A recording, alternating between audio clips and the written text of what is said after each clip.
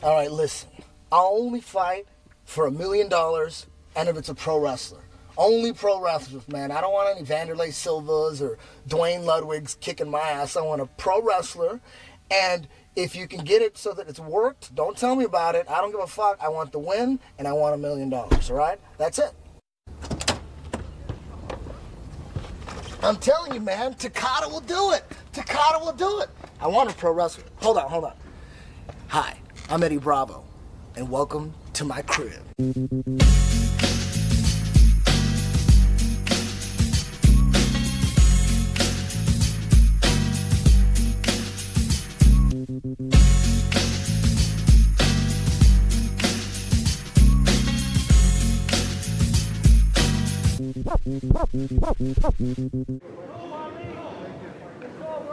Let's go, Twister. You get the takedown. Let's go, Twister. Now this fight, I was a blue belt, and up to this point, I wasn't really going into any of my fights with very much confidence. I really didn't have that much confidence as a blue belt. I would just sweep guys. I would do old school and just sweep them and hold them, and like I'm doing right there, bam, old school. I don't know how many times I've done that in tournaments, but this was in Santa Cruz, and on the way up to Santa Cruz, I just thought I have to pull out a twister in tournament. I'd never done a twister in a tournament before, and I was telling everybody, this is the time. I'm gonna do it. I'm gonna do a twister in a tournament. I swear. I'm gonna leave my heart on the mat, but I'm gonna pull it off somehow, some way. And as you will see, I end up getting it. The guy that I'm fighting, his name is Lee Cox. He's actually a student of mine now, so it's kind of weird how that happened. But here I'm in twister side control, just waiting for him to turn into me. You know, I'm looking for his left leg. I want to hook his left leg with my left leg. Everybody's, screaming out, "Twister, Twister!" That's how the name kind of stuck. I thought the name was goofy. When people started calling me the Twister, I thought it was pretty goofy, until people started screaming it out in tournaments. And then it kind of stuck. It sounded cool. Still waiting for him to turn into me. I'm in no rush here. I got the 2 points. So here I go. We're scrambling, trying to hook his left leg with my left leg. Sometimes it takes a while. But eventually he's going to have to make a move, either away from me or turn into me. And that's when I set it up. He's down 2-0. He has no choice but to make a move and fall right into the trap. The trap that I lay. Eddie, do it, Eddie. Here he goes. He's turning into me. Take a look at his left leg. I want to hook it so bad with my left leg right here. Let's do it. There it is. Hooked it. Now instead of rolling over my left shoulder, I just pull him on top of me. Same result. He's on top of me. Trying a little banana split here for a second. It's not working.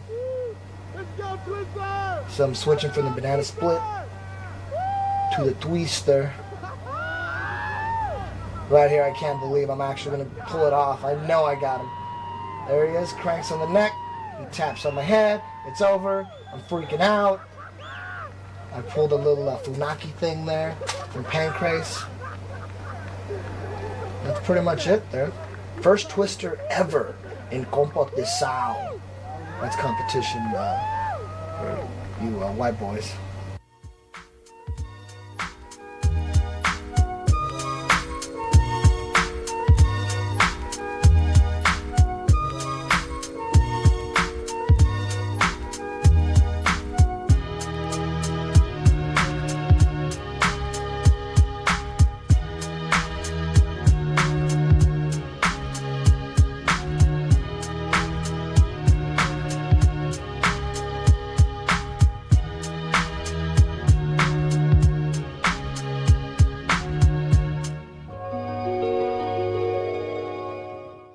Now this is while I was still a blue belt in Hawaii, 1997 Helson Gracie tournament, and at this point I developed a half guard leg lock, which I later called the Kamikaze leg lock.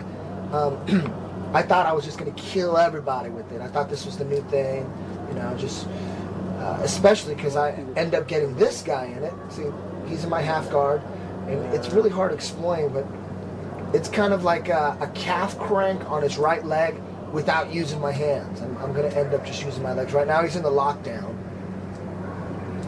You know, I was teaching everybody this. I thought I had the new move. There I go. My legs are in a freaky position now, and I'm torquing on his right knee. He's looking back. He's in pain right now. He's in pain. He doesn't know what he's doing. He's panicking right here. It's hurting. He's about to tap there, but he asked the referee, "Is that legal?" Referee says, "Yes, it's legal." He's freaking out. It's hurting. And I reach in and even add more pressure with my right hand, just cranking it. Oh, he just about had enough. He's about to tap. Where's the tap? Oh, he's trying to look back, but he can't. Sorry. That's it. He's had enough. Oh, he had enough. His right knee's jacked. But take a look at my opponent. He's gonna do a backflip to prove that I really didn't jack him. Look at that. Oh, he's all right. Everything's gonna be all right. Well, I guess that means he can still do a backflip.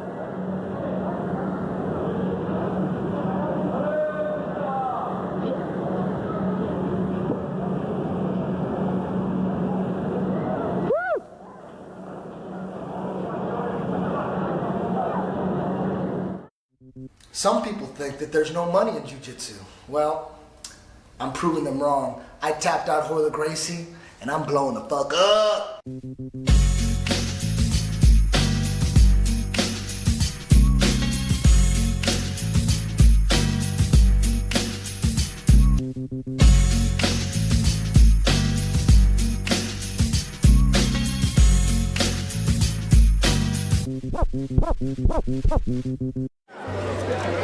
Now this is back in Santa Cruz, I think a year later. I think this is 1998. As a purple belt, I'm going against some Brazilian. I have no idea what his name is.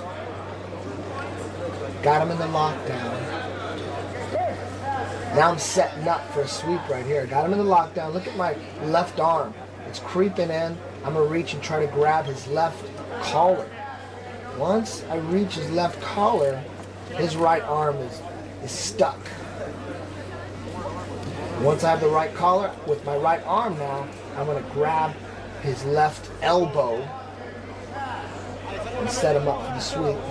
I still don't have his left collar yet with my right hand. Still not in yet.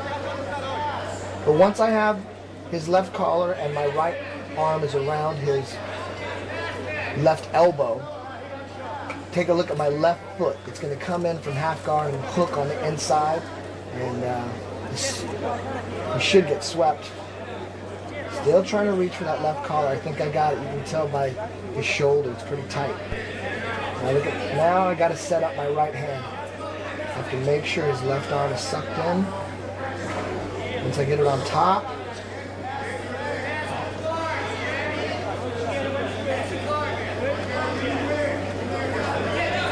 sooner or later I'll sweep him, I swear to God. Oh, I'm trying to go to butterfly guard. There we go. Trying to go to butterfly guard, which is fine. Now my right arm needs to be on top of his left arm to get the sweep off. Still underneath. There we go. He did it for me. Now he's going to get swept. This is Jean-Jacques 101 right here. This is all Jean-Jacques. Bam! Sweep him. I'm in half guard now. I'm doing the twister pass. I'm facing his legs, trying to free my right leg.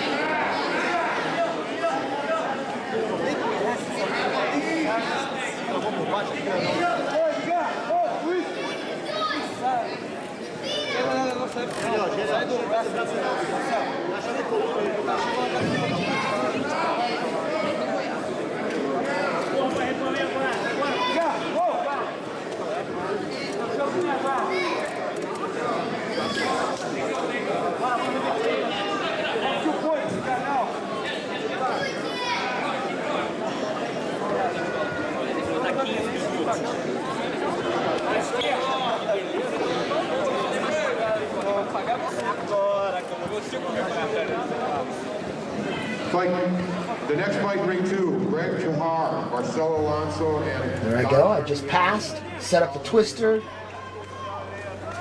Bad camera work by Todd White.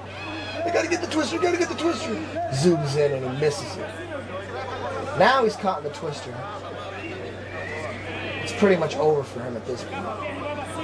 All I have to do is break his grip. Break the grip on his right hand. He's holding on to his gi, his belt or something. Once that grip is broken, I'll put his right arm around my body, around my head, and reach up for the neck crank. Here we go. He's doing a good job here at defending the neck crank. He knows my left arm needs to go around his head, and he's doing a pretty good job. It's not too bad. It's almost like he's actually experienced a twister before. He did a good job of defending for a while. And now it's over. Crickety crank. It's over. Another twister in the books.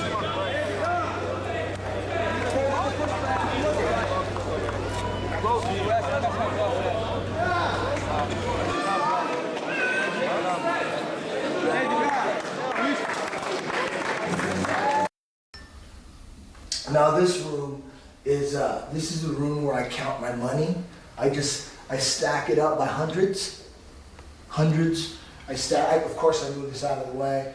I just stack up my money, you know, like this section right here will be for my gi sponsors. You know what I mean? There's a lot of money in gi sponsors. Like there's like thousands of, and that's the gi stuff. And then right here usually I pile up my supplement sponsorship money. I just stack it up. And then tap out and shit right here. This is all tap out. Tap out blowing up. You know, this is my money counting room, if you want to get technical.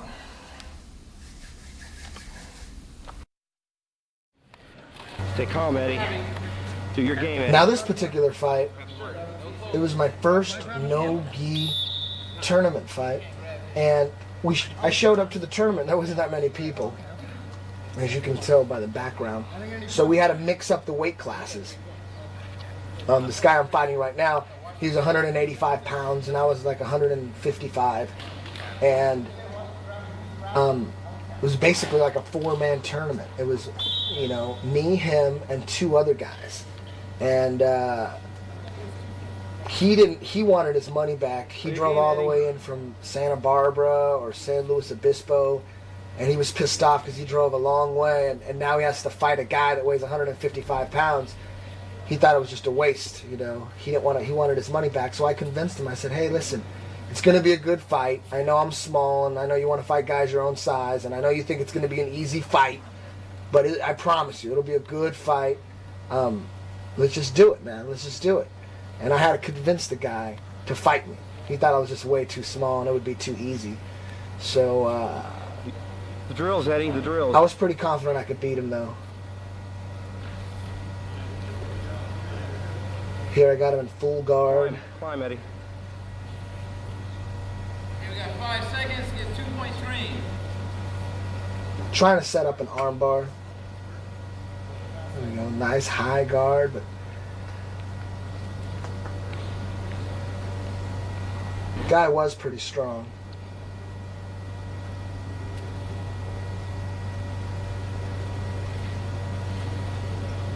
Nice ass. There we go. There's the beginnings of the rubber guard right there. See that? I was grabbing my foot. Didn't know what the hell was going on. About to pass. Nice pass. Passing into my half guard. Trying to break him down to at least get him into a lockdown.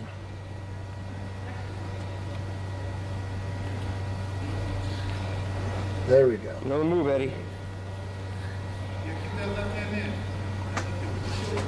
Now, got him in the lockdown, got that left underhook, trying to set up old school. Now I'm going, now this is a weird angle here. He spun around for an armbar, but I still have him in the lockdown. That's the crazy thing.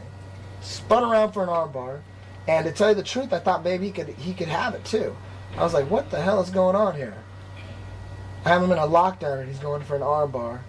So I'm pretty much, all I'm thinking about is just keeping that lockdown on and defending the arm. I know if I can get my arm out, if I can get my arm free, I knew I could calf crank him.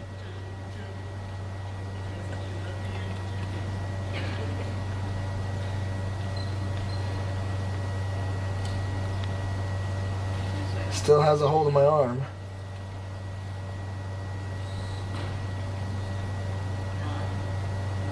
I was a little worried here. I thought maybe he had something, but it was just such a weird angle. I wasn't sure if he could armbar me.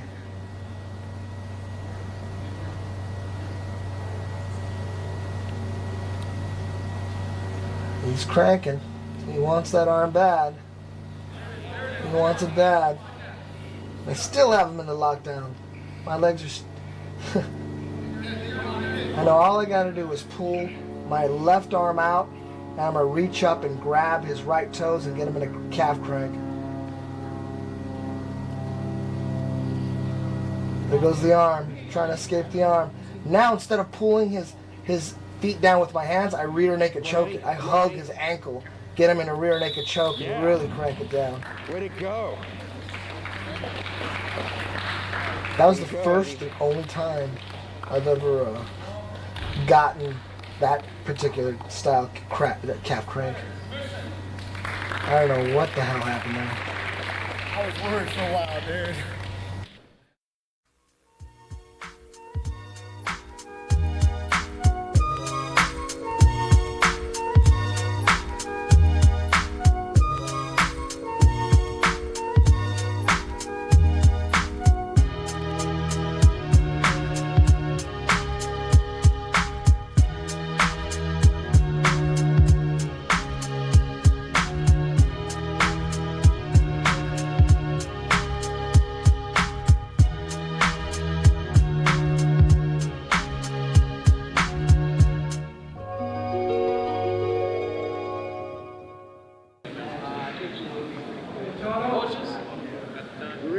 This is the finals of that 4-man tournament from this no-gi, my first no-gi competition. This guy was just a pure wrestler. Really didn't know any submissions.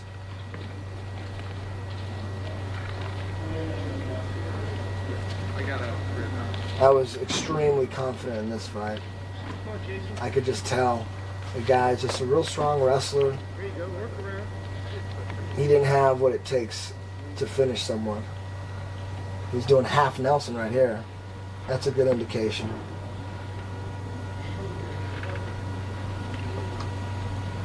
Not worried at all that he has my back.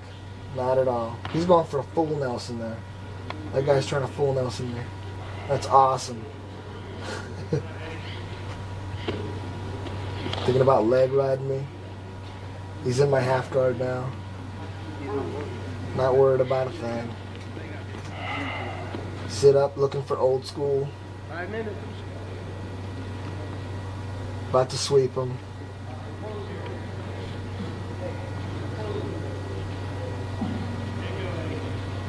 Nice, easy sweep.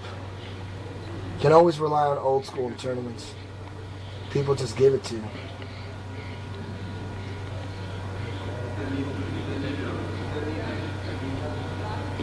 I wasn't very good at passing guards at this particular time in my jiu-jitsu career, as you can tell. I was still trying to figure out passing without the gi at this point. Get the knee around. Your right knee, Eddie. And in this tournament, they did have stand-ups. If there was a lack of action, they did stand you up. But I think I'm going to get stood up right now. I think. Look at that. Exactly. About to pass his guard. Almost past his guard. They're standing us up. Nice. Not worried about it. Didn't complain. I knew I was going to get this guy. I usually don't fight with this, the kind of confidence I had in this match. Funny what fighting a pure wrestler does for your confidence. Keep going that way.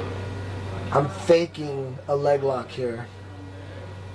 I'm terrible at Achilles locks, and I've never ever tried one on my opponent's right leg. I always go for the left leg. So this is just like a little fake to get a sweep. Just messing around here, really. There was never any real intent to get that leg, ever. I'm just holding on for the ride. 4 minutes. 4 minutes left to go? Oh. There we go, finally. I passed the guard. How easy was that? Just gave it to me. Our drills, Eddie, our drills. Now, Do the drill, he's Eddie. inside control. And what do I want to do? What else? Trying to set up for the twister. Here we go. Face the legs. Control them. Here we Gives me the left leg. I hook the left leg. Nice and easy. known for. This particular twister looks pretty Watch brutal. this move, dude. He Watch. pulled it off. It's so See sweet. what I'm talking about. Watch this, watch. There goes the roll. Watch this, watch. This one looks brutal. Look at this. Oh, good night. It's over. Ow! That wasn't very nice. Yeah! Another twister in the books. The twister, baby. They call it a guillotine, man. What do they call it? What do you guys call it? Well, he calls it a twister. Because it twists your whole body. It'll tear your ribs. Like a spine lock. Now this one here, I got this one in Portugal. I wanted, I'm so into Brazilians that I wanted to go beyond Brazil and go to Portugal. Portuguese, Portugal, Brazil, you know what I'm talking about? So I'm so into the Brazilian culture that I went back to Portugal, and this reflects that. 17th century, I think. This fight is in the finals of Joe Moreira tournament, purple belt. I think it was September 18th, like 1999, I'm not sure. Immediately I pull half guard. He smelled it out. And instead of getting him in my half guard, he's passing my guard and mounting me. I fought 2 tough fights before this, and I'm so out of gas here. I'm so tired. I basically almost gave up here. As soon as he mounts me, I'm like, oh man, what is it? Like, passing the guard and mounting, it's like 7-0. I lost hope for just a second. I was super tired. Man, I was winded already, right from the get-go. I was done. Get some energy, Eddie. As soon as he gets his right foot out, I tried to escape from Alcatraz's ass, but he ends up mounting. Oh, he's really confident here. He thinks he's going to win. Getting all sorts of points here. He's looking over at his coach in the sidelines, and he's got a look of confidence. Oh, he thinks he's going to win this one for sure. For sure. And all of a sudden, I woke up and had all of this, I had this crazy energy. I just woke up and put him back in my half guard. That's what I'm working at right here. It was kind of freaky. I gave up. I was so dead tired that, and plus it was like 7 or 9-0 or whatever the hell it was. I was dead. But I woke up. I woke up and had I got like my second win all of a sudden. And I put him back, right here, putting him back in half guard. Bam! Then I sit up real quick. Sit up, base out on my right elbow. I knew it was time to go to work. I was awake right now. I just had to do some catching up. I had to catch up. Not much time. Setting up for old school. Sweep him, but he sweeps me back. Good base on his part.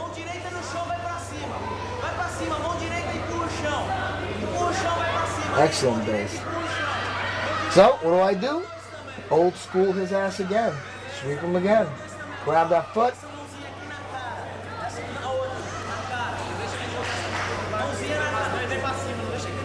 Pull that right knee out and drive. Now it's time to rock. I think it's like 7-2 now.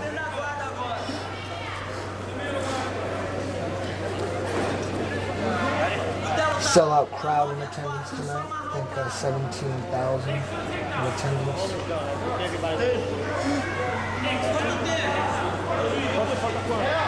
The crowd is riveted and focused on my match. Here we go. It should be 7-2, I think, at this point. In his half guard, running out of time. I need to pass and submit him. Eddie. You're down by 5, Eddie.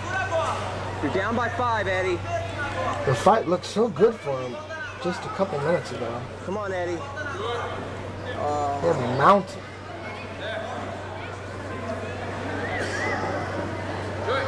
Having a hard time passing. Come on, Eddie. Setting up the twister pass. Just gotta get my right leg out.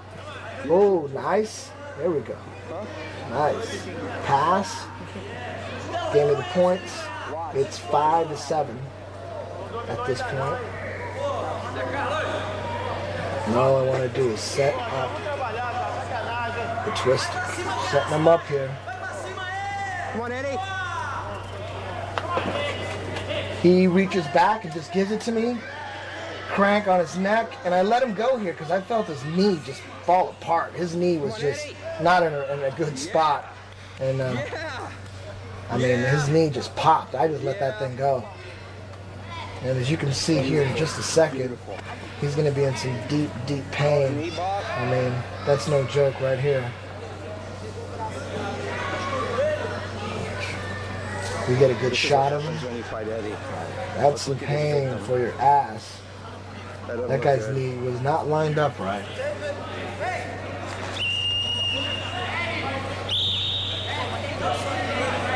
Come from behind victory for my ass. That was a nice one. I like it.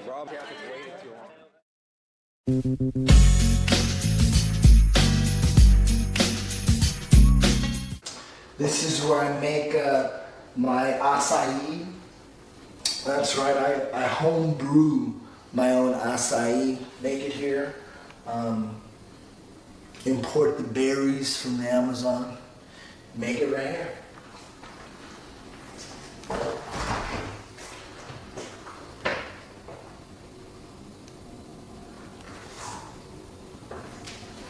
Got some Coke. Only ballers drink Coke.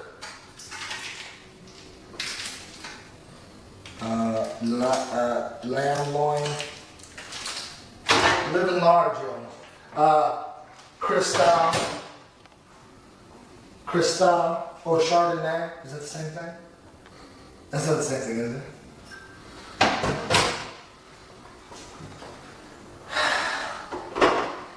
Malt liquor.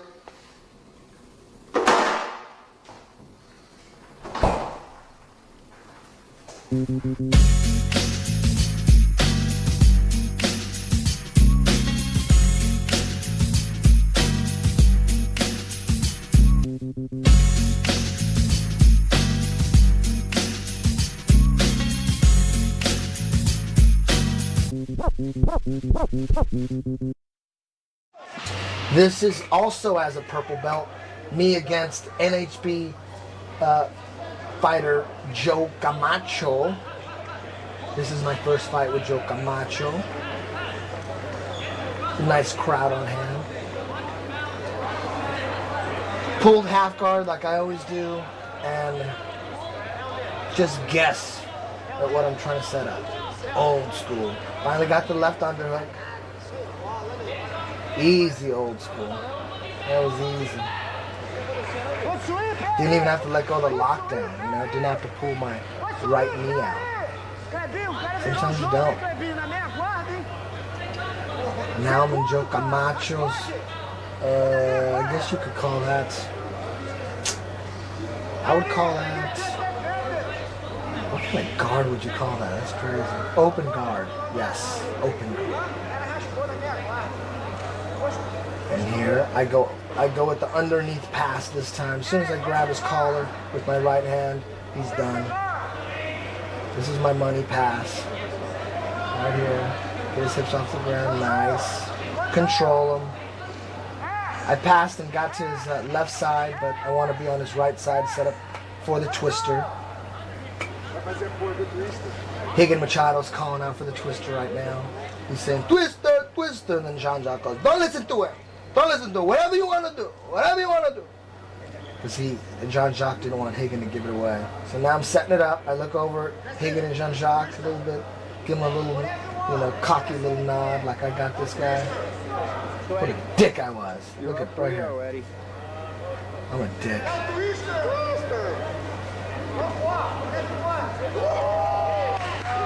Perfect roll. And now he's not too sure how to defend this. So he has my left sleeve. He's kind of holding it, but he doesn't know exactly what he should do with it. And he's just holding it. And right now I just figured it out. He doesn't know what he's doing. So I'm just going to grab his left sleeve and peel it off my left sleeve and just go right to the twister. So he's letting me do anything I want with my hand, so I know he doesn't really know exactly where to defend. Bam. It's over. One more twister. Joe Camacho actually is getting pretty good with the twister. He likes it. He's been working on it for a while.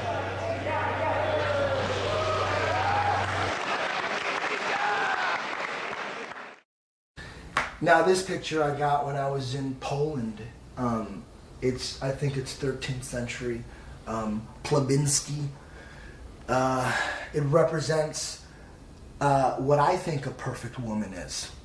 Thick, big ass legs and just meat. Just big. Just a badonkadonk, you know what I mean?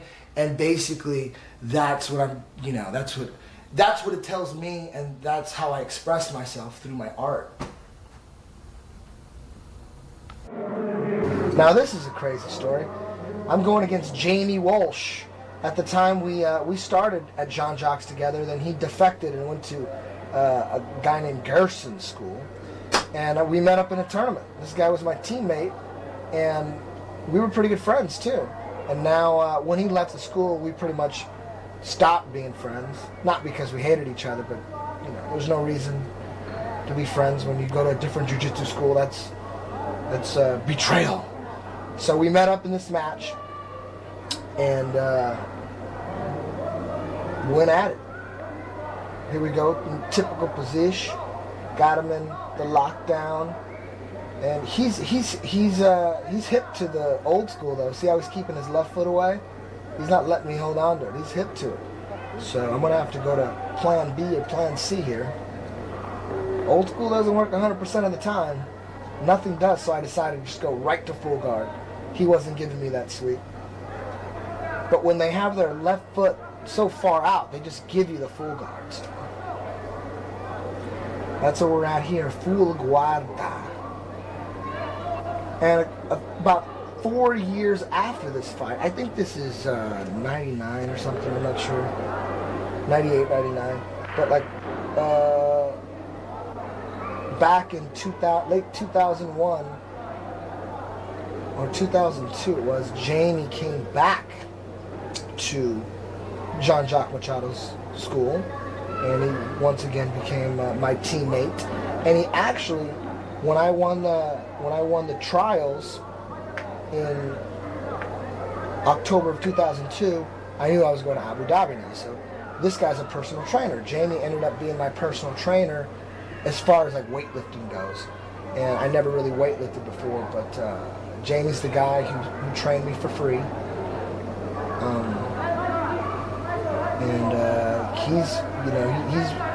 He played a big part in me beating Hoyler, that's for sure.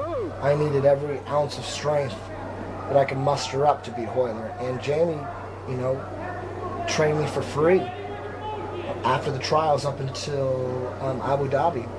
And I mean, it was kind of for free. I showed him. He wanted to learn my jiu-jitsu, so I showed him, you know, all my jiu-jitsu. And here, I'm setting him up for the twister. Hook my left leg in.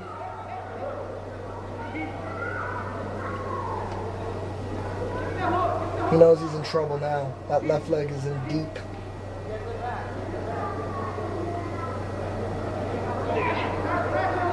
Nice. He overcommitted to that pass and let me hook his left leg with my left leg. Now I got his right arm around my body. Gonna reach up, tug on his neck. And he thought I tugged on it a little long, and I kind of did. I kind of gave him an extra little tug. And that was only because in the beginning of that match, he was rubbing my head like wrestlers do. He was touching my head, and I thought he was being disrespectful to me, but then later I realized it was just a wrestling technique. That's why I kind of held that twister on for an extra couple seconds. But we were mad at each other for a while, and we've made up since then, and now we're really good friends. That's Jamie Walsh.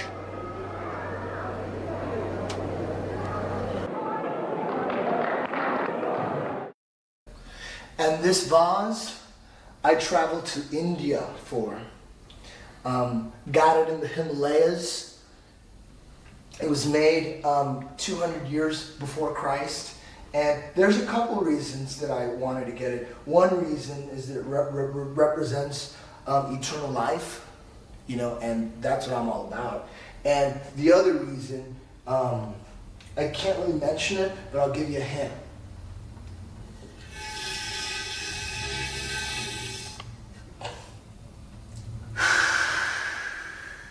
Figure that out yet?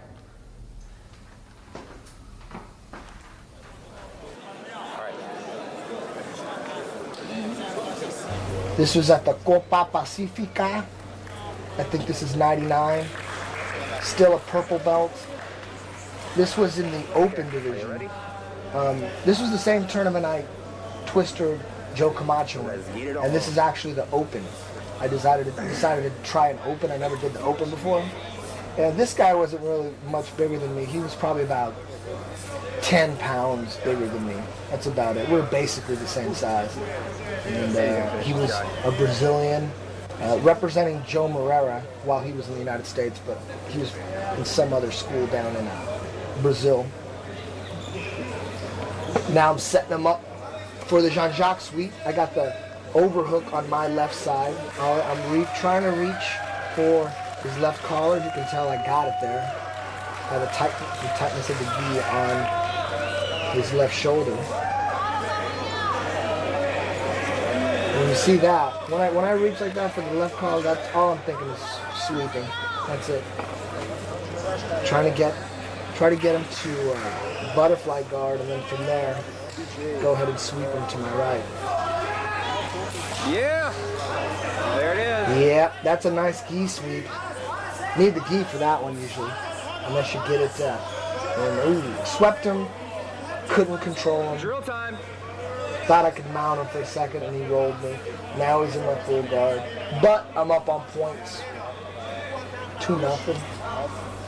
Didn't mount him long enough to get those 4 points. So now he's in my full guard, and all I'm thinking here now is, let's get my legs as high as possible, try to lock his right shoulder, and set him up for the armbar. Got him in regular head control right here.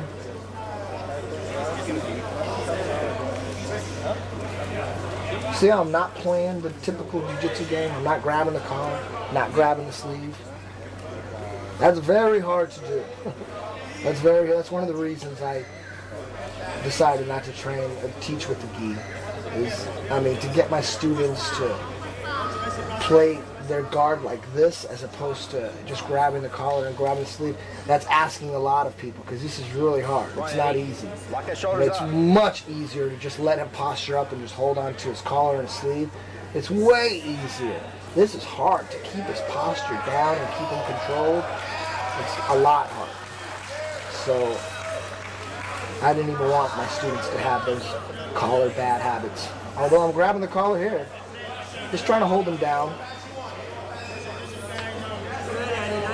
drills. It's the drill time. And funny story here is Jean-Jacques in the sidelines talking to Joe Moreira as Joe Moreira is coaching. And Jean-Jacques is telling Joe Moreira to tell his student to watch his right arm. Jean-Jacques is telling Joe Moreira, this guy's coach, to watch his right arm. And Jean-Jacques is giving him good advice, but Joe Moreira doesn't know how to react. He's like, is this a trick? What's he doing? Why would he do that to his student? Joe Moreira's confused here. And Jean-Jacques keeps going, tell your student to watch his right arm. He's going to get his right arm. Why aren't you telling him anything? Tell him. And Joe Moreira's just confused here. He doesn't know what to think. If it's a trick, is it the truth? And if it's the truth, it doesn't make any sense. I mean, is he that cocky that he could get him even if he calls it out? That was a crazy little thing going on with Jean-Jacques. He likes playing mind games. Here, got my guard really, really high. I'm taking my time. Stomp, Eddie. The guy filming this fight is telling me to make a move. He's pissed off at me. He wants me to finish the fight. And I want to finish the fight too, but I'm taking my time because I'm ahead on points. Just taking my time. You explode, Eddie. You're just sitting And, there. right here, I look at him and I'm like, I'm winning. I want to see you finish, Eddie. I'm such an idiot. You don't win unless you finish. He's trying to lock his right shoulder. Gotta get his... There you go, Eddie. There you go, Eddie. Almost have it here. Yeah. Almost. Nice and high on his shoulders. Come on, Eddie. Drill's in effect. It's just about over here.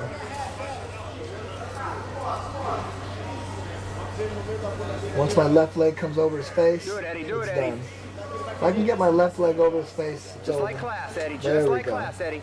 Now I'm going to sweep him, get him on his back, take his arm when he's on his There back. it is. Bang! Yeah. Over. Yeah. Jean-Jacques called it. Joe Moreira should have listened to him.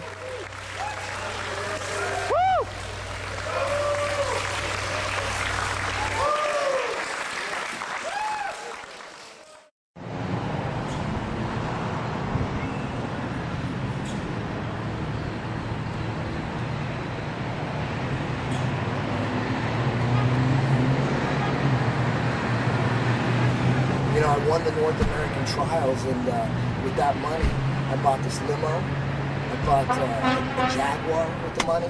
And then when I beat Hoyler in Abu Dhabi last May, I bought a killer pad in the Hollywood Hills. It's awesome.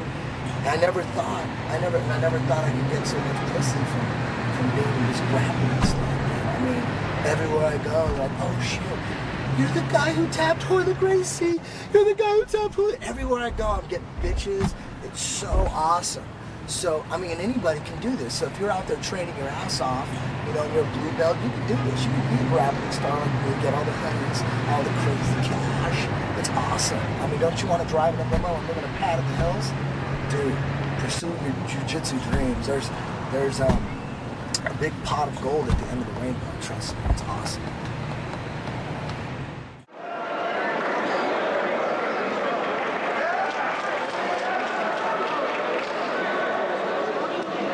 I've lost a lot of Brazilian Jiu-Jitsu matches, but I'm not showing you any of them, except for this one. This is a loss, but it was a interesting loss. It's against Javi Vasquez, world-renowned MMA fighter and Jiu-Jitsu phenom. And this is the third time we've gone at it. This is the third time we fought. The first time we fought, it was 2-2. We swept each other, and he won on advantage because he was on top longer. And the second time, he caught me in a knee bar. This is the third time. This is the trilogy here. And right here, he just passed my guard and put his knee on my stomach. So he passed my guard. That's 3 points.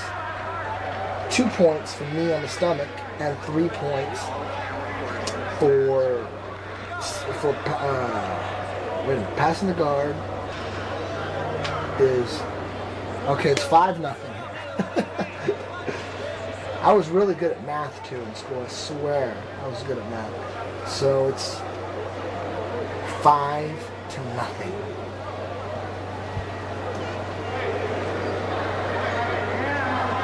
It looks like it's over for me. It looks like he's dominating me.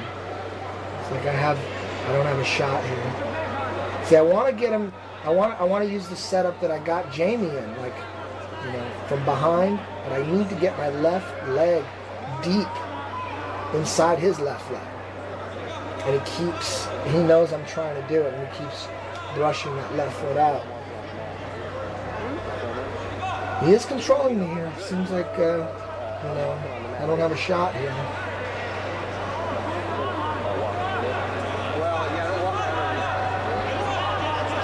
Trying to go around the back door. I tried this with Hoyle too. Didn't work. He's in control. He's very confident. Push on the knee. Renato says push on the knee. Push on the knee.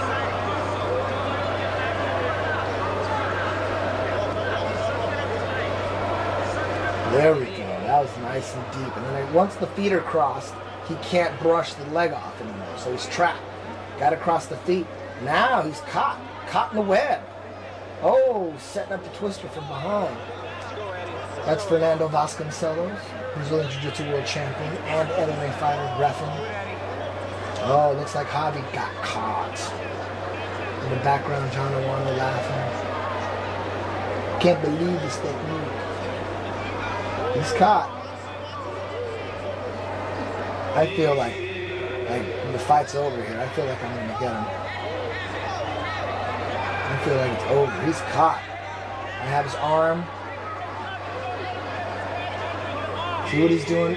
He, with his right arm, is gonna end up just clinching onto his belt and not letting go of his belt. Just holds onto his belt right now. There he goes. He's gonna grab his belt, and that freaked me out. I couldn't break his grip on his belt. The twister's just ready to go. He's done. All I need to do is just break the grip, and it's done. He's holding on that belt. Can't break that damn grip.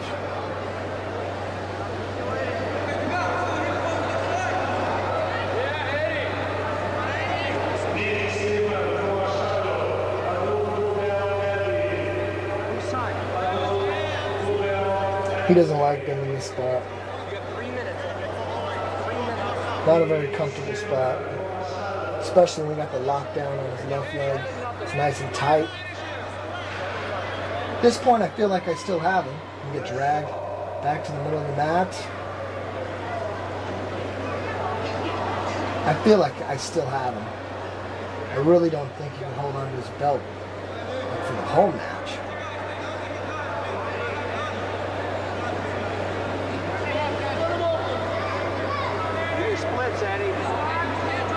He's not too sure what to do. He's straightening out the lockdown. This eliminates all escape.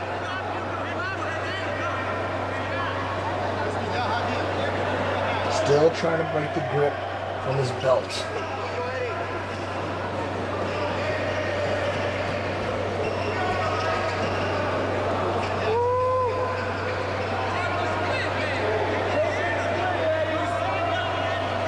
Thinking about going to the banana split from here. Can't seem to break that grip. There we go, banana split. Javi's really flexible, so he puts his hands behind his head, claiming that I have nothing. Clowning me.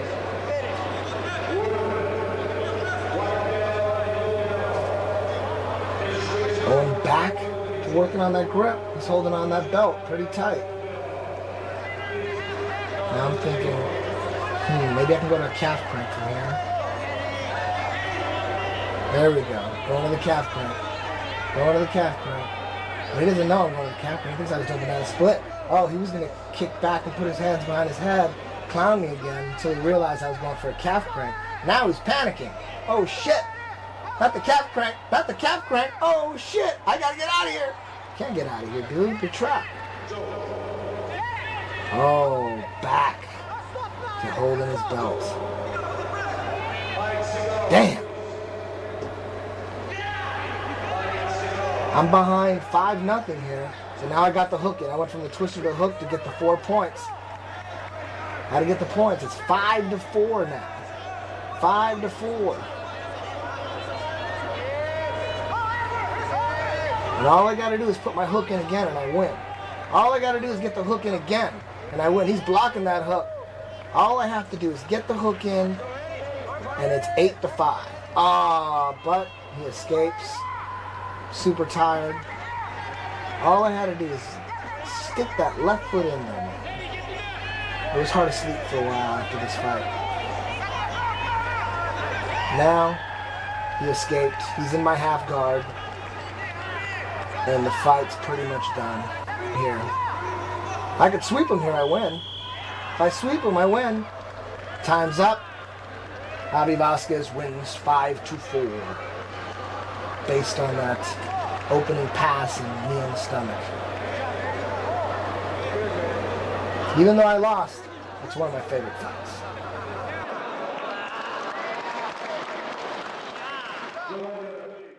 You know, every time I watch any of my old fights from blue belt and purple belt, it seems that there's always a story behind each match, you know, about how nervous I was or what I was thinking and how I only knew a couple moves and how I tried to just, you know, all the little mental games I was playing with myself during those early matches, trying to figure myself out, trying to figure out how to win, trying to figure out how to take my performance in the gym or at the academy and bring it out to the tournament circuit. I was having a lot of trouble, and that's basically what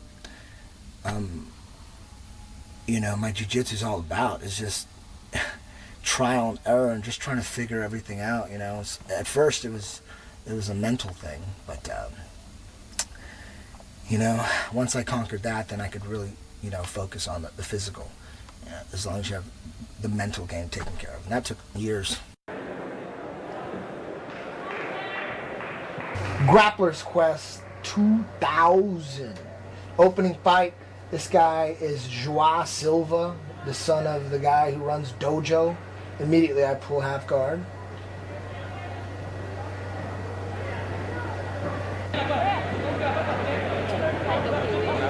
Half guard. Trying to get the lockdown. Because Solar goes head to head with There we go. I think Eddie can. Trying to feel him out here, not really trying to rush too much. Got the left underhook. I'm going to go to old school. You know that. You know that. Once you see the left underhook in, if I can reach that foot, I'm going to go for old school. For all you guys who are watching this, studying my fights, studying to beat me, don't give me your left foot like that. I'll take it every time. Good. Now I swept him. It's 2-0. I'm in his half guard.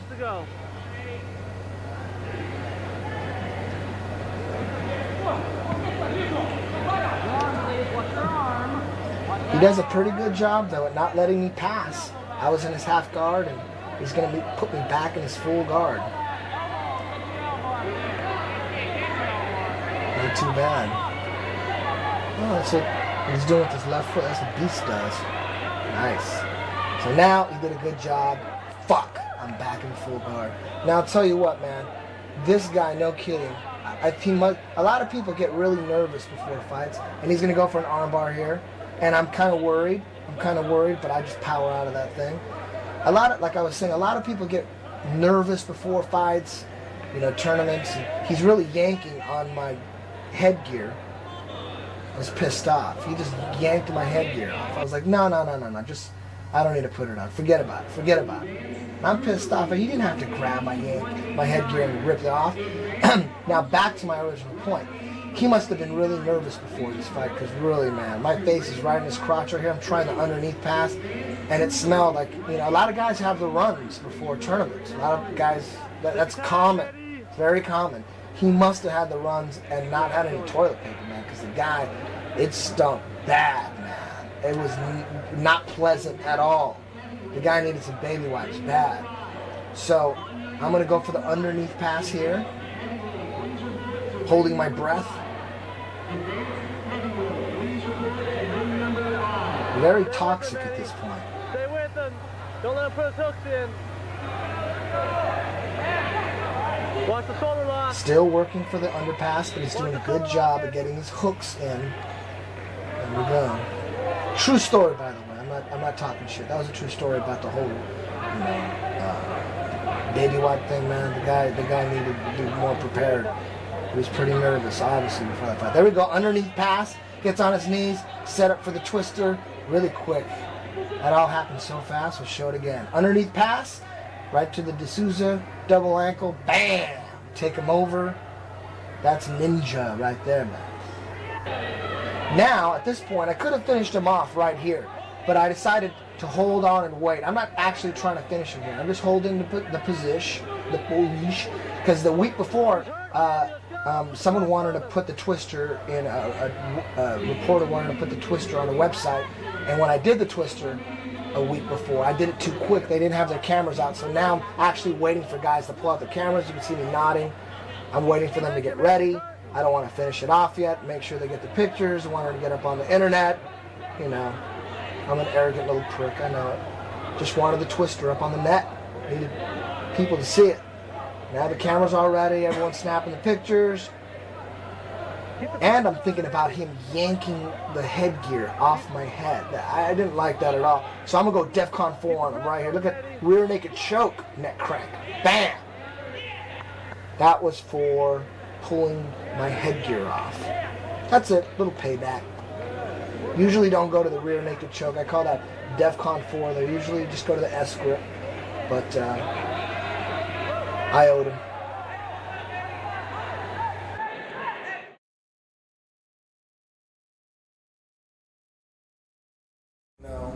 Hold on to like a saddle, just especially in the mount. You don't have to do that. Excuse me, that could be some pussy. Say shit too. It's cock. It's not pussy. Shit. Well, when I swept him, this might be some pussy. Check this out. We'll find out. Speaker. Hello? Hey, what's up? What are you doing? I'm walking from the SB Awards. We went to an after party with Lisa and had dinner upstairs after, and we're just now leaving. You want to still hang out? Actually, my friend's tired, and I'm tired. My feet are killing me. Oh my god. This is more heels in a year. All right then. I guess I'm right in the middle of doing an interview, and I got you on speakerphone, and we're on camera, and I'm getting jacked. So I hope you're proud of yourself. I'm trying to look like a Mac here. Oh, my feet just hurt so bad. We've been walking around the Kodak Theater for like She doesn't care. So. Okay, whatever. I know you guys are gonna go hang out with O.J. Simpson and some dude from the Lakers. I know that. Felicia already told me. No, we gotta go home. So we're gonna drive back to the beach right now. Okay, sure you are. It's all right. No, my friend's got a modeling shoot at 10 o'clock. Oh, okay. That's all right. I'll talk to you later. Are you really doing an interview? Yeah, and you're jacking me on camera. I'm jacking on camera right now? Yeah, you're jacking. Okay. It's okay. I'll get over it. Alrighty, well, we need to call a little bit when I get home, okay? Okay. Alright, Bye. bye. Got jacked. Got jacked. You better put that in. I got smoked, Same chick. Oh, I changed my mind. Yes, you're interrupting this important interview. Are you still doing that? You better have some good news. What's up? Hey, are you at your house? No, I'm at my jiu-jitsu school. The camera's set up here. Why? So I'm gonna come by and get my face off so quick. Oh, you're gonna have to wait a little bit until this interview's done. Okay, it's okay. I'll catch you on Friday when I come to practice. Okay. Alright, so you have a good interview. Bye. Oh, she jacked me. You know what that is? That's on hold skis. I'm just trying to get pussy. That's all. Why does it have to be so elusive? It's the story of the game.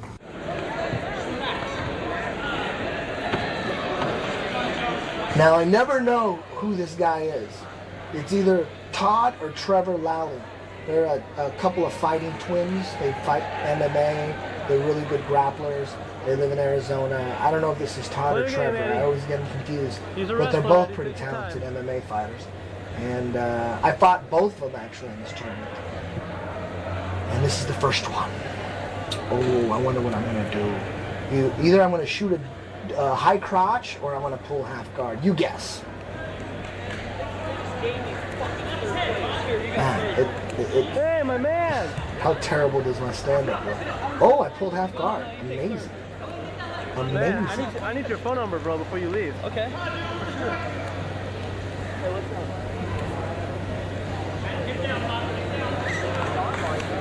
Now, of course, I got the left underhook here. Got him in half guard. Thinking about old school. Oh, pulled him in full guard. Decided to go to full guard here. Now, this was right in 2000 was right when I started working on the rubber guard stuff. I really didn't have any real good rubber guard stuff at this point. Otherwise, you'd be seeing it by now. But this is when it first started. I started messing around, holding my ankles. All I really had at this point with my guard was what you saw in my previous fight when I locked the shoulder and I took the guy's arm. That's basically all I had there.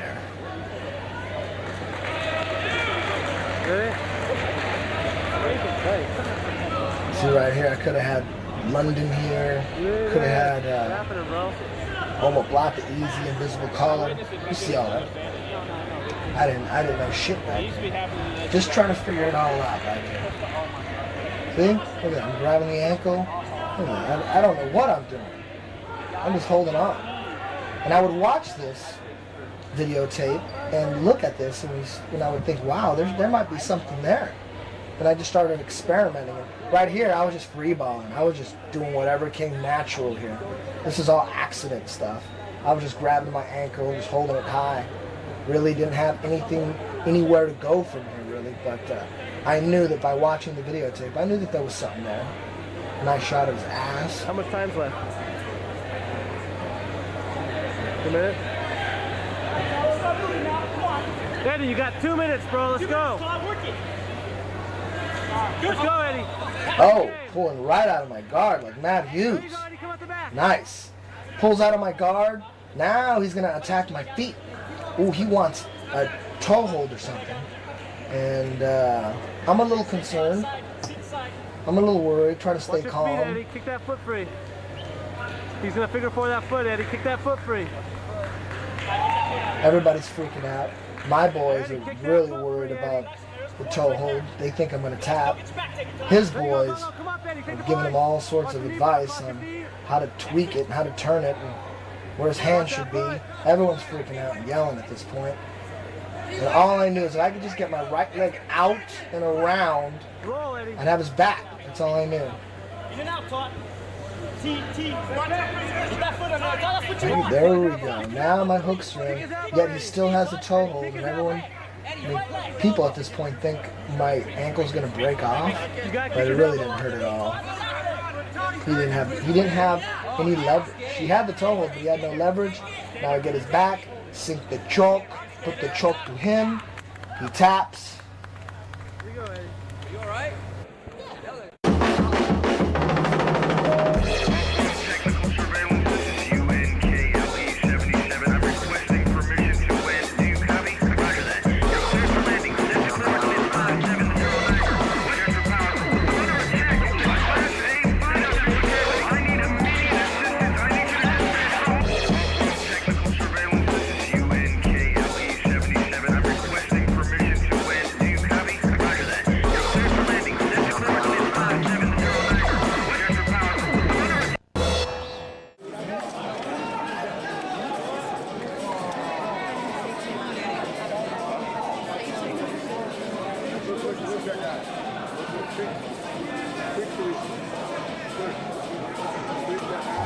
My first brown belt match. I just got my brown belt here, and even the belt doesn't change anything. I still pull half guard. Still got the lockdown on. My style is so predictable. I'm trying a little sweep right there, a little Jean-Jacques sweep, but this guy had wide base. I already have the butterflies in, and I have my left arm grabbing onto his left collar, but he had super long legs and good base, so I go back to half guard with the lockdown. My hair was beautiful back then as well.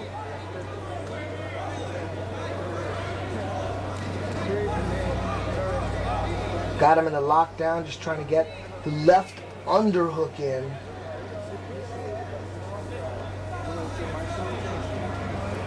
Trying to get a deep left underhook. It's in now, reaching for his feet. Old school once again.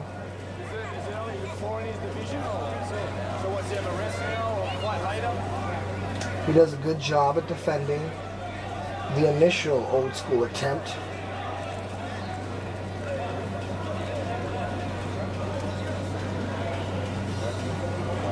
Kind of taking my time here.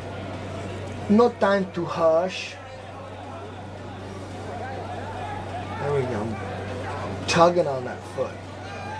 It's got good base though. Here we go. Here's the sweep. Finally get it. Grab his foot. Pull out my right knee. Sweep and pass. Now it's 5-0 at this point. 2 for the sweep, 3 for the pass. See, I can count. Side control.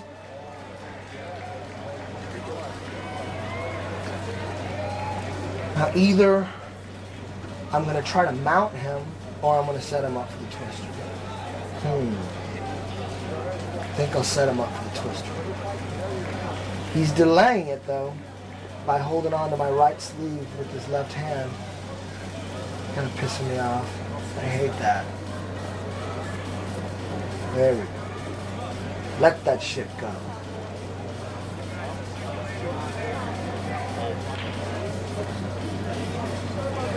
Now, slowly sliding into twister side control.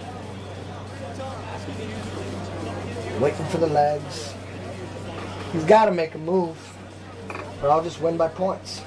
That's the beauty of twister side control. In class, if you know the defense, you just lay there and not do anything. But in a tournament, you have to move.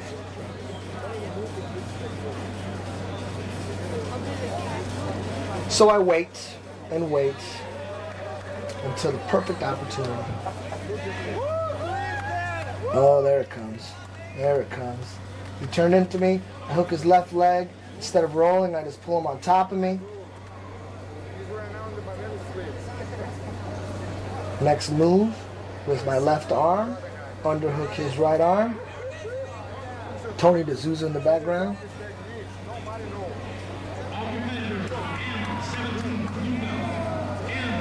Oh, I got that arm now.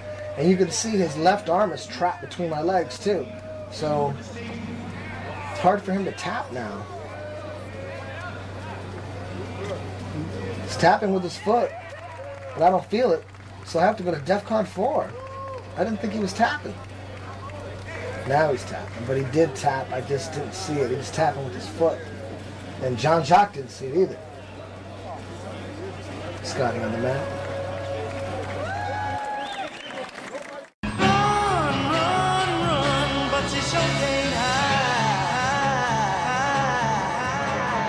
Where you're going, you're not coming back from.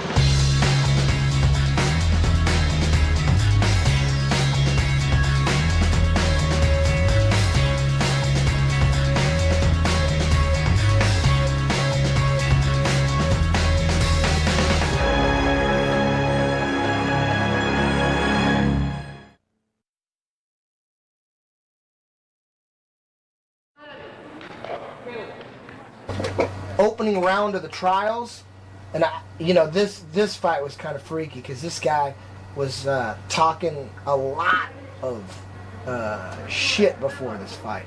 He thought he was being cute and funny, but I mean, he was just getting on my nerves, constantly telling me, like at the rules meeting, you're not going to last a minute with me, or not even 30 seconds. I'm going to be the champion.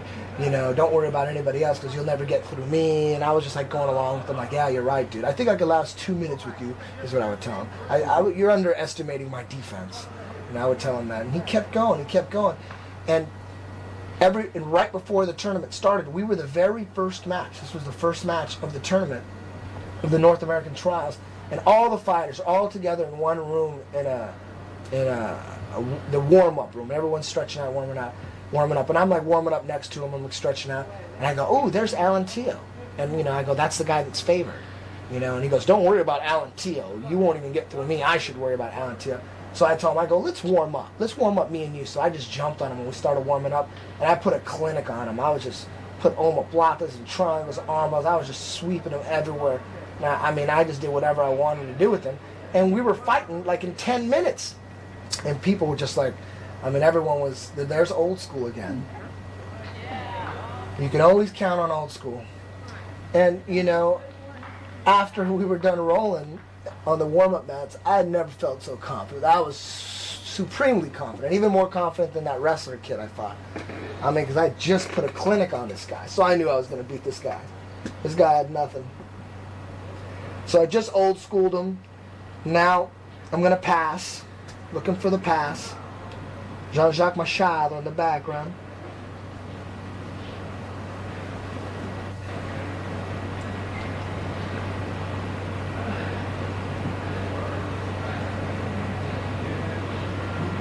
He's doing an okay job at delaying the pass.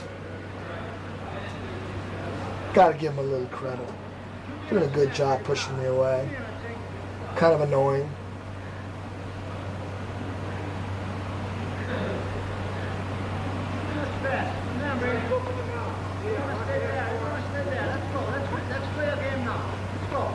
Having a little trouble passing here.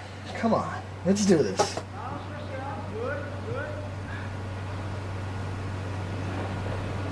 There we go. Nice. There we go. Nice pass. He sits up right into a twister, but his left arm is around my body. As you can tell, I'm pissed. I'm like, shit. So all I'm going to do here is just keep squeezing him, keep holding on to him until he gets his left arm out from around my body, and then that'll set up the twister. And at this point, I wasn't sure if the twister was legal or not. They were talking about banning it, but, you know, and I was going to bring it up at the rules meeting, but I never did. I just thought, fuck it, I'm just going to go ahead and try to do it. You know, but I heard it might be legal because it's a spine lock or something, or cervical, or I don't know. But I was still planning on doing it anyways, just to see. The guy might let me do it. I don't know. Maybe the ref would just let it go. But we're going to find out. As you can see, his left arm is still around my body. I'm holding on. That left arm will get really tired. See, the veins are bulging out. That left arm's going to get tired. He's going to want to pull it out on his own. You just got to keep holding on. I can hold on a lot longer than he can.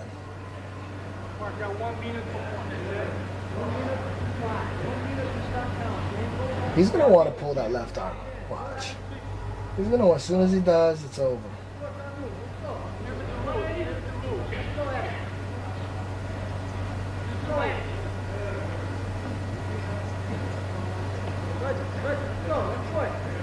Trying to untangle the lockdown. There he goes. He pulled the left arm out.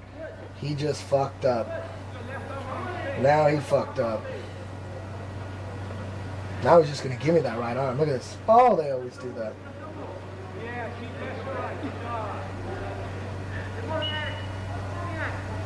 Squeeze on the neck. He's already in the twister. Bam! It's done. He gave me the twister. But the referee steps in. I told you the rules meaning no spine lock. Release the hold. No spine lock. So I release the hold. Say, fuck it. I'll just take his back and choke the piss out of him.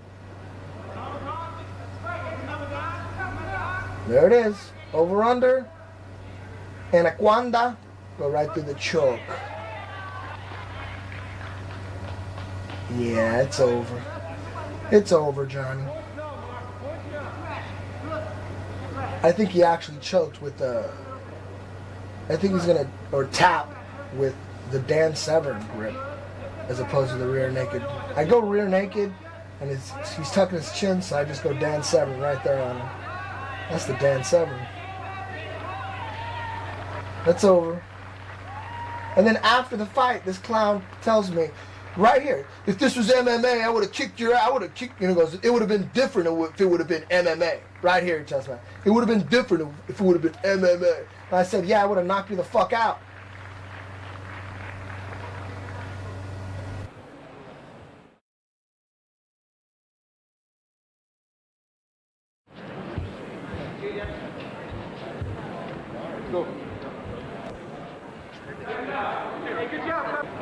Second round of the North American Abu Dhabi trials. I'm fighting the Canadian qualifier.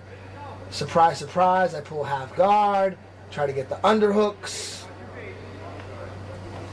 This guy's he was the #1 Canadian guy apparently. And the one thing I remember, the main thing I remember fighting this guy is how strong he was. I didn't realize you can get this strong at 145. I thought I was going to be, as strong as you can get at 145. But this guy was so powerful. He was so strong. But in this fight, the plan was to put him in the twister and not tap him, but just put him in it, not crank anything, and just let people know that I could have gotten him in the twister if I wanted to. It's kind of like my protest. So that was the whole goal here, is to try to get him in the twister anyways, but not crank it. So I got a deep left underhook, lockdown, half guard. There you go, the right foot comes out. Nice sweep. Working for the staple gun right here. Trying to pin his right leg to the ground.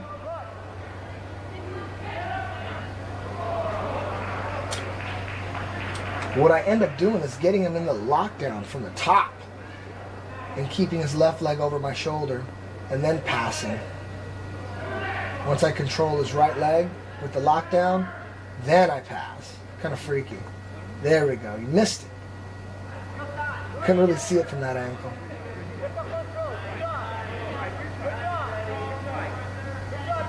Now, trying to set up for the twister.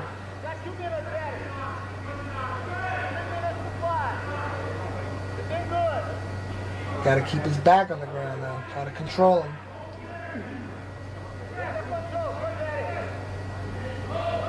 Doing a good job at disrupting my legs.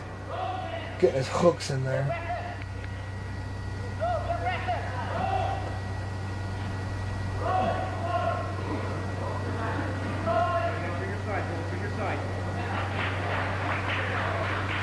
Want the twister bad in this fight.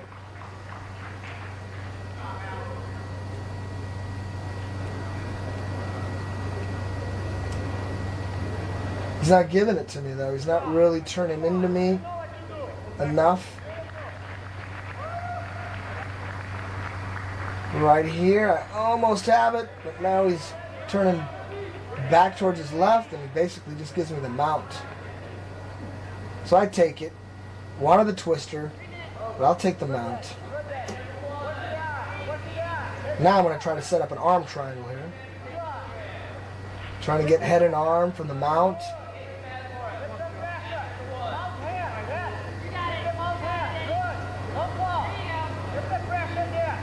He's so strong. It's so hard for me to get that arm up.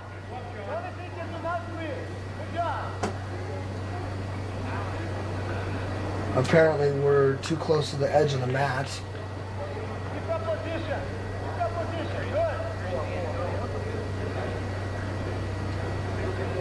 Alright, still I'm trying to set up an arm triangle on his left side.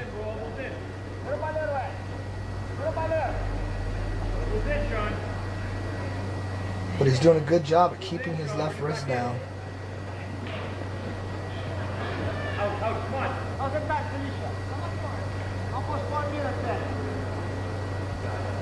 Oh, I almost have it here. I want it so bad here.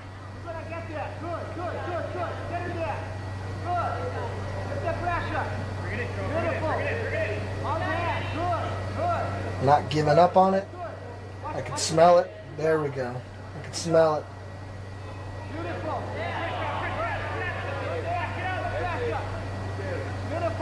But wasn't tight enough. He just popped right out of it, man. That guy was powerful.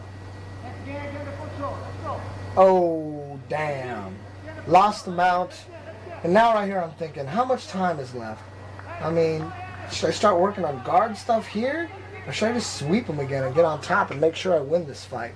I don't want to waste too much time in the guard because I don't think I got points. I think I swept him before the points counted, so I'm not too sure. It could be 0-0 here.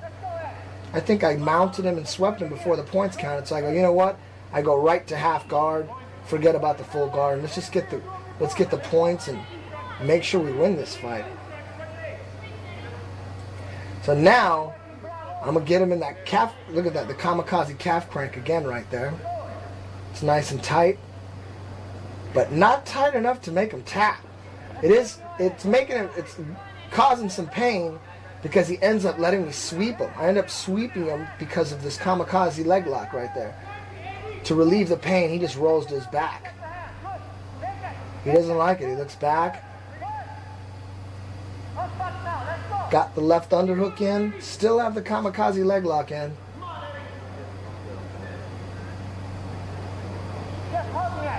Squeeze. He just rolls over. He just didn't want any part of that. So now, for sure, I got the points to that. So now I'm going to take my time, pass his guard, try to set up for the twister one more time. Got to get this guy in the twister. Almost passed. Not quite.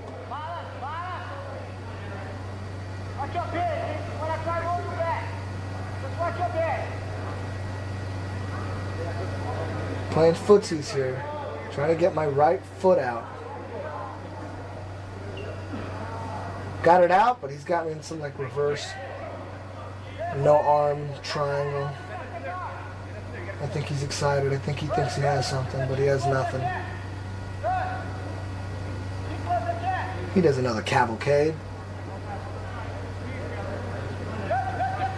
Once I pop my head out, get more points for the pass.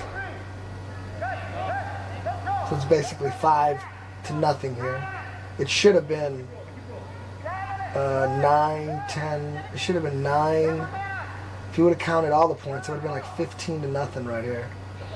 But the points don't count the first 5 minutes. Still want to get him in the twister.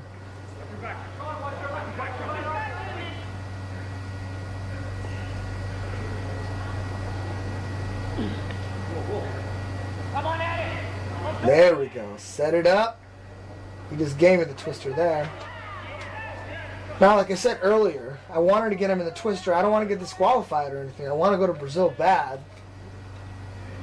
But I just wanted to let everybody know I could have finished him if I wanted to. I chose to let him go. So he's in the twister right now. He's caught. He's caught. All I got to do is crank on his neck. He's not defending anything. I have his arm around my body. Anytime I want to crank on his neck, I can. But I don't want to get disqualified, so I release him. I should have got his back quicker, but I hesitated and he spun out. But mission was accomplished. I just wanted to let everybody know that I think it's bullshit that they ban the twister. Way more people get hurt with heel hooks than the twister. I never put anybody in rehab for 8 months. That happens all the time with heel hooks, and they're legal. Doesn't make any sense.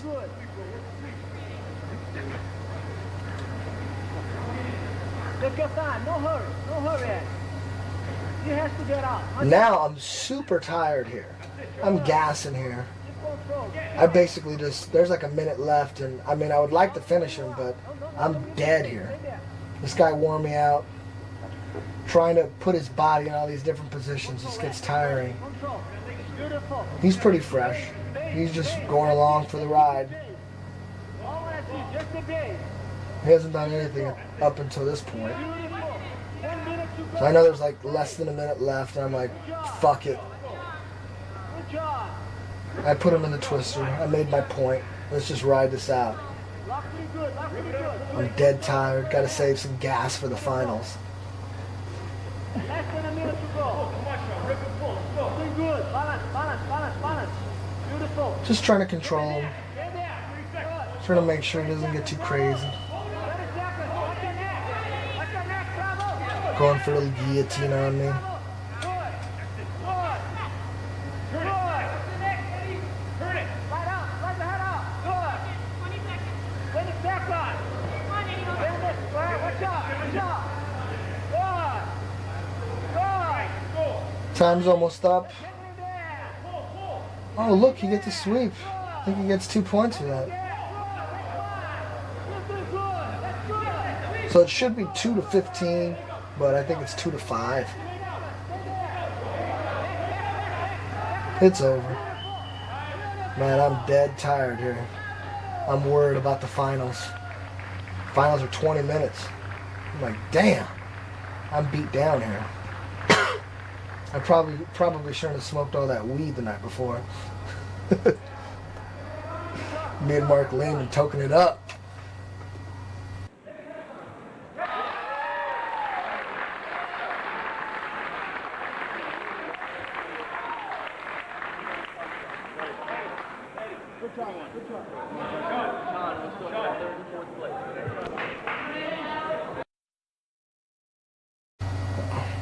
Now here we go. For all the marbles, for a free trip to Brazil. The finals of the North American Abu Dhabi Championship. I'm pretty worried here. I don't have that much gas. I don't know if I can hang 20 minutes. I think I could only hang like 7 minutes. And Alan Teo blazed through his bracket. He finished his first 2 opponents. You know, we pretty much dominated through the brackets, and now here we are, face to face.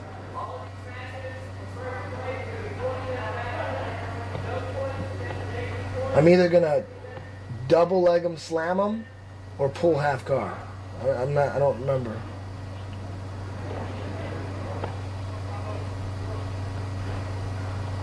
Oh, pull half guard. Damn, that's kind of strange. So now, this fight is going to be edited. It went 20 minutes. It went the distance. It was a very boring match. But the first 10 minutes, the points didn't count.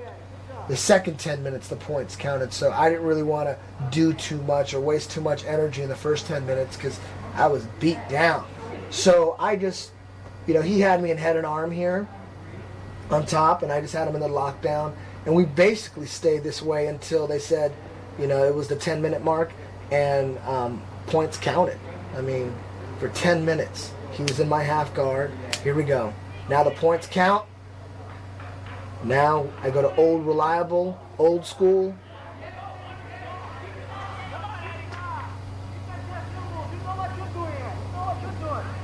Pull on the foot. Get up on top.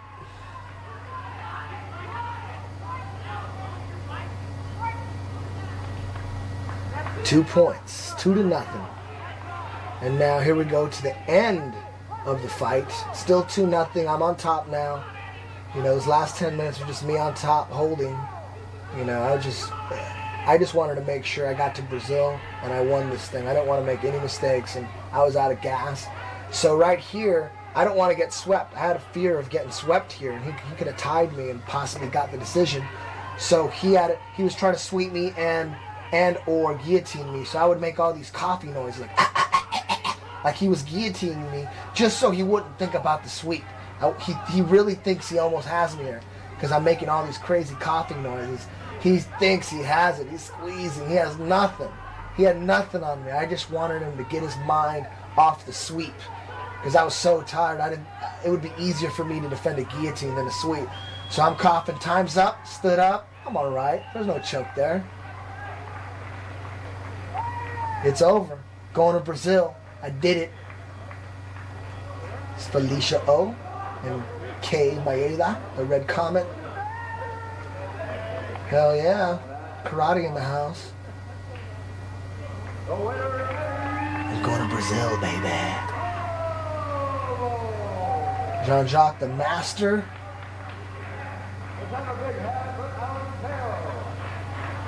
That was, you know, that was the most glorious moment of my life, you know, up until that point. Nothing felt better than that. And here, a little flexing, letting people see the guns.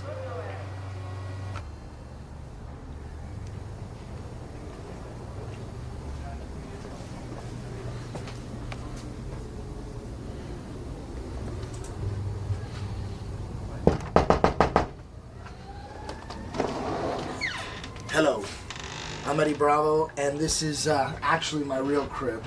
I lied to you guys. This is where your typical jiu-jitsu grappling superstar would live. Basically a dollhouse, you know, computer, internet. This is where I cook. Expensive glasses. This is the china. It's my china.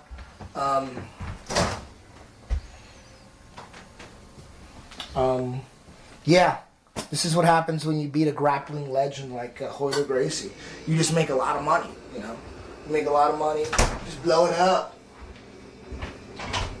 This is my bathroom. It's huge. It's huge.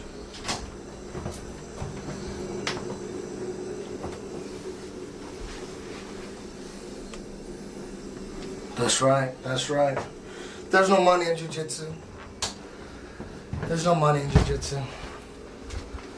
Should've went to college. You wanna see where all the stabbing goes on?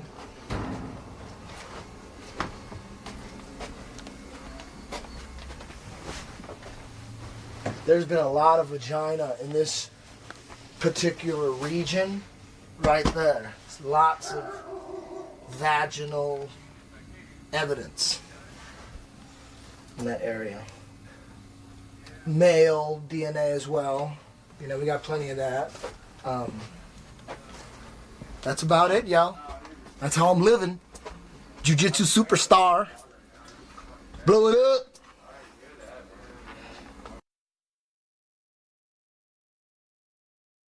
Gracie, que na tetracampeão mundial de jiu-jitsu, tricampeão de Abu Dhabi em 99, 2000 e 2001, e já tem títulos no Brasil, Estados Unidos e Japão. O adversário dele será Ed Bravo. Bateu na primeira rodada o Gustavo Dantas. Ele é campeão da seletiva americana.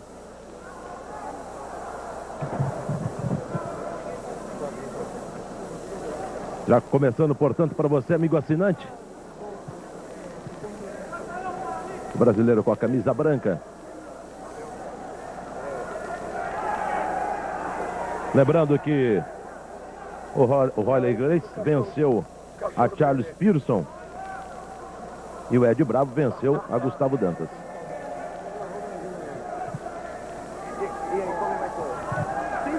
É a primeira luta das quartas de final.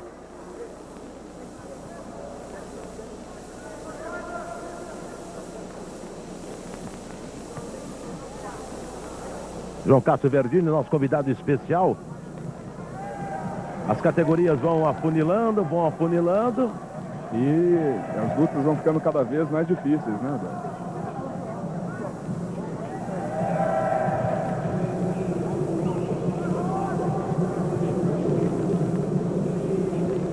Lembrando que são 10 minutos de luta. Sendo que nos 5 primeiros minutos não vale a contagem de pontos. Olha só já. O Royler Gracie já fazendo uma pressão para cima do Ed Bravo.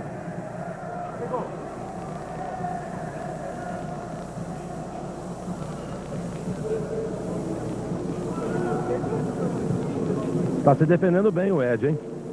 Mas a pressão é muito forte do Royler. O Royler já passa a guarda. O Ed Bravo. Essa é a categoria até 66 quilos.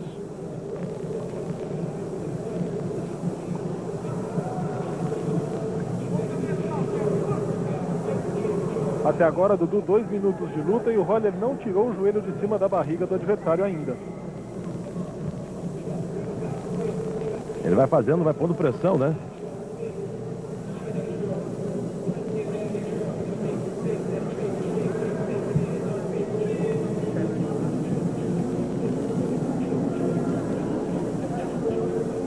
Lembrando que ambos já lutaram pela manhã. A nossa programação de hoje, nós teremos agora as quartas de final. Depois nós teremos, na sequência, as semifinais.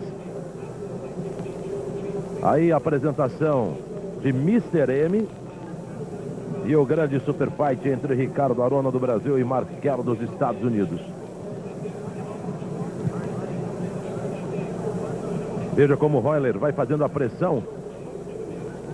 Ele não está esperando muito não, ele já vai querer finalizar, hein, João? É, tá indo para cima. Tá na meia guarda do americano, mas logo essa posição com certeza vai se modificar.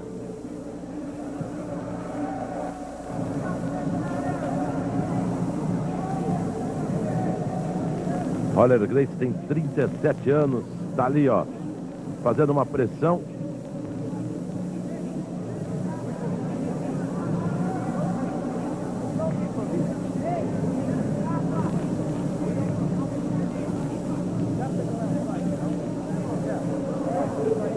O Roller tá ali na meia guarda, vai tentar tirar a perna direita dele.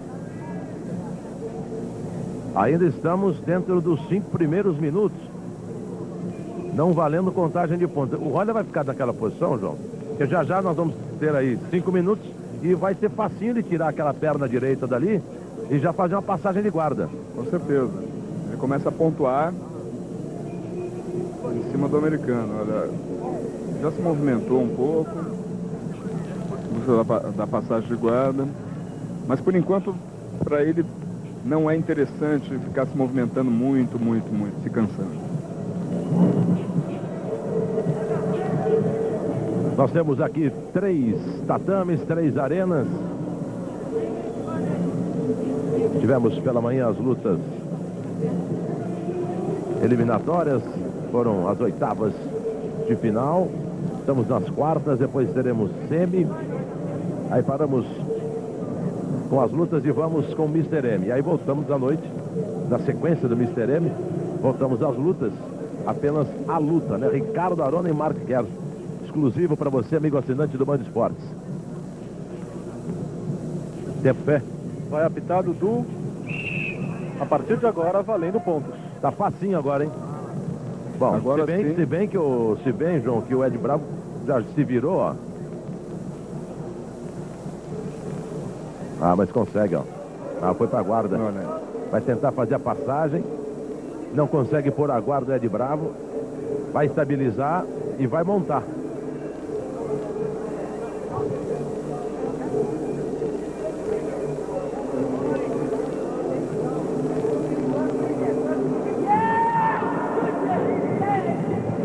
Houve uma inversão de posições, só que o Royler já está encaixando um triângulo. É verdade. Está preparando o bote para encaixar um triângulo. Vamos ver se ele consegue. Não concluiu a movimentação.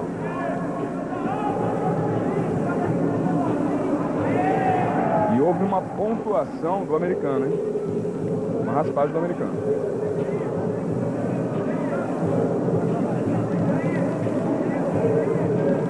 Situação difícil agora do Royler. O Royler agora acaba de fazer uma passagem de guarda. Ah, consegue os 3 pontos. Veja só como ele fez a passagem. Conseguiu estabilizar e vai vencendo por 3-2. E a sorte dele foi que ele conseguiu passar a guarda logo na sequência que ele tomou aquela raspagem, né? É. Deixou o adversário pensar, né? Agora o Royler novamente vai para dentro da guarda do americano. O Ed Bravo tenta ali encaixar a perna para fazer um triângulo, mas claro que o Royler não vai cair nela.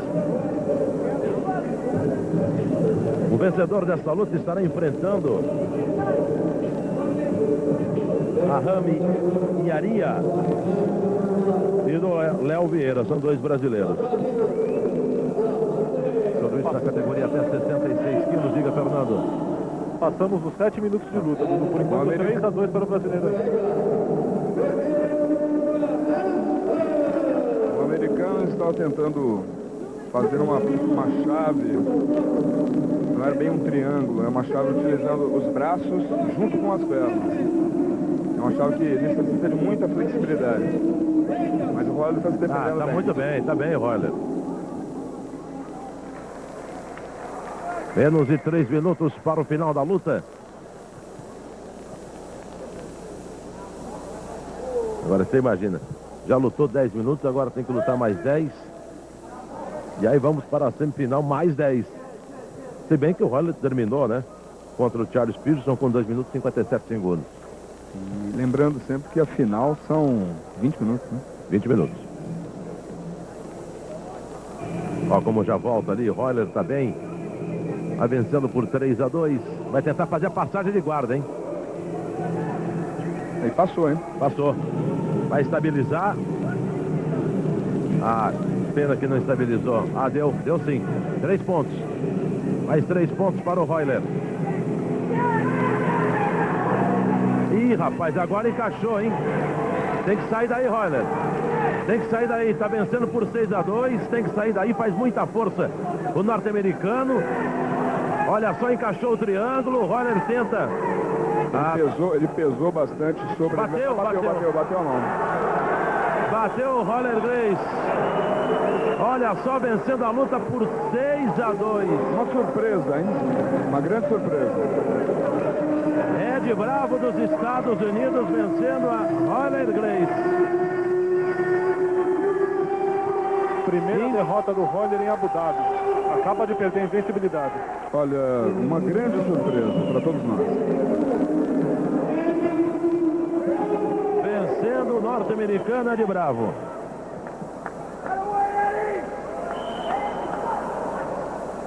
Aqui com a gente o Royler. Royler, primeira grande zebra desse Abu Dhabi aqui, que ninguém esperava aconteceu, que parecia impossível. Pois é. Todo lutador está sujeito a isso, né? Não existe favorito em esporte individual. Mas estamos aí, Brasil tá de ponta. Beleza, aí o Royler bastante contrariado com essa derrota. É verdade agora. O Ed Bravo ainda está no meio do tatame. Vamos ali dar uma chegada nele. Ed. Bastante emocionado, Ed Bravo.